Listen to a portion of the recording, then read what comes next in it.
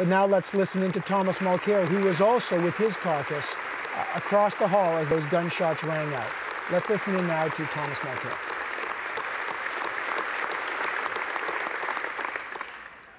Speaker, it's an honor for Catherine and myself to be here today and to speak in this House. Yesterday, a shooter came here and tried to silence us.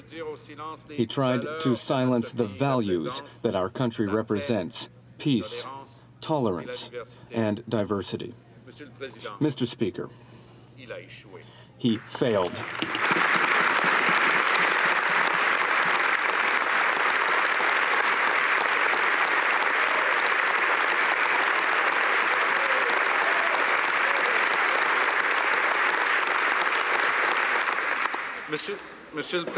Mr. Speaker, his cowardly act was meant to shake this great city of Ottawa, and indeed the entire country, but it has only hardened our resolve.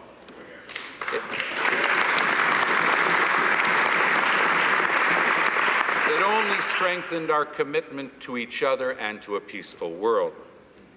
Now, let us not become more suspicious of our neighbours. Let's not be driven by fear, because in Canada, love always triumphs over hate. To the family of Corporal Nathan Cirillo, please know that the thoughts and prayers of every single member of this House and of every single Canadian are with you today.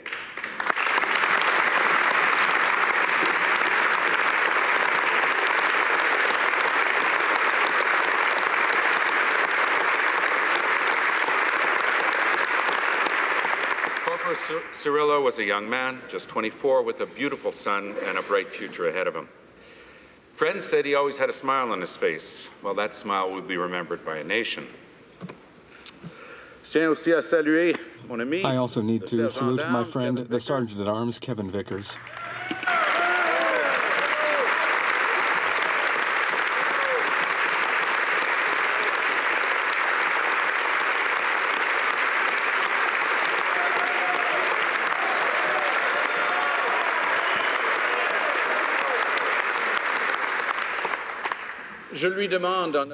And I ask him, on behalf of all of us, to thank all of the members of his team on the Hill, the police forces and the Canadian Armed Forces. We don't know the names of all the heroes from yesterday, but we all saw heroic gestures here in this place yesterday.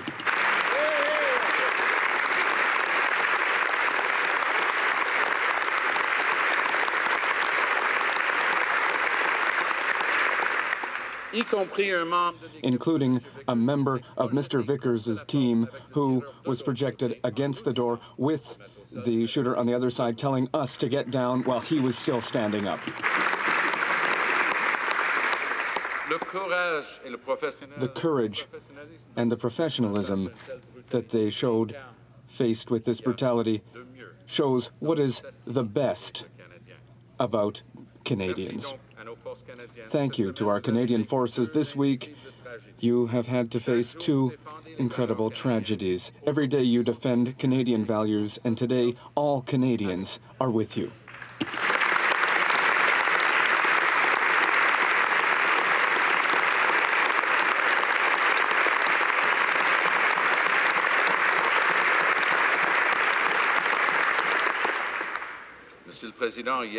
Mr. Speaker, yesterday we woke up in a country of love, of diversity, of peace, and that has not changed today.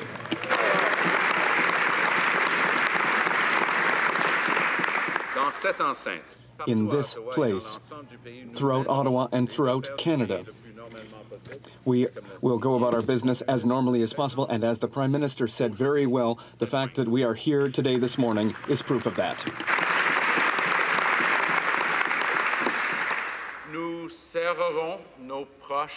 We will hold those who are close to us a little bit closer today, but this violence will not change our identity. Mr. Speaker, you know, as I do, that there are events here that are a picture of Canada's openness. Of how this parliamentary area in and of itself becomes a symbol of the freedom and openness of this great country of ours, Canada, is that every Wednesday at noon, if you come out during good weather, you'll see hundreds of people, multicolored, doing yoga on the front lawn.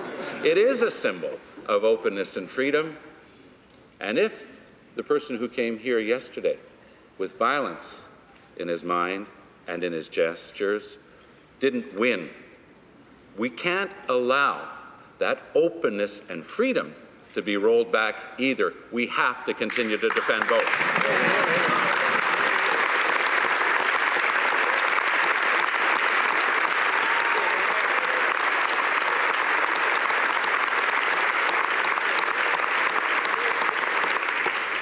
So, Mr. Speaker, today I stand here on behalf of all New Democrats and all Canadians. We say that there is great solidarity here in this House, but across the country. There's solidarity with the Prime Minister. These acts were driven by hatred, but also designed to drive us to hate others.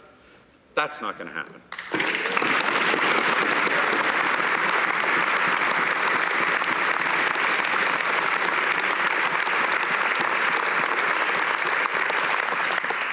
We'll stand up and we'll stand together.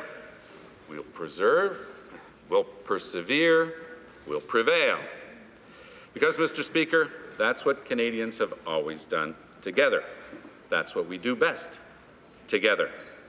Merci, Monsieur le Président. Thank you, Mr. Speaker. Together, we continue.